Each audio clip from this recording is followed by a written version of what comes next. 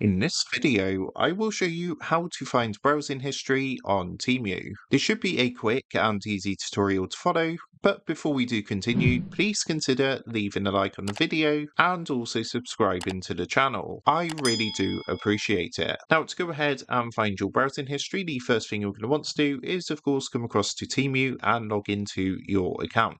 Once you've logged in, come up to the top and hover over your name to bring up this menu. And on this menu, you should now see an option for browsing history. So all you want to do is go ahead, give that a click, and it's going to take you across to your browsing history. So this is quite a new account, so I don't have much for browsing history, but you can see my last browsing history was on October the 16th, 2024, and you can see your browsing history here. So that is how to find your browsing history on Temu. With that being said, I hope this quick tutorial did help you out today, and if this did help you out, I would really appreciate it if you was to consider dropping down below the video, leaving a like, and also subscribing to the channel. With that being said, I just want to take a minute, thank you guys for watching this quick tutorial, and I will see you in the next video.